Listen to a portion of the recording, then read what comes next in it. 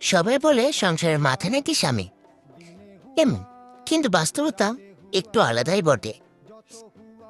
তাহলে শোনো গল্প। স্বামী বলে, আজকে কি রান্না হবে? আর আমি বলি, আরে, স্বামীর করে এই প্রশ্নটাতেই তো প্রমাণ হয়ে যায় সংসারের আসল বসকে। না না, এখানেই শেষ হয়নি। দাঁড়াও, কোথায় যাচ্ছ?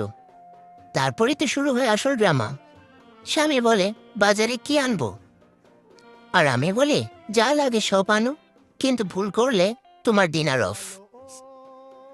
আর শেষে যা হয়, আমি বলি আলু, আর সেই নিয়ে আসে টমেটো। তখনই বুঝতে পারি সংসারে তার কাজ শুধুই একটাই। আচ্ছা, এই কথাটাই বলা। তো সংসারের আসল সিইও একজনই, আর সে হচ্ছে আমি।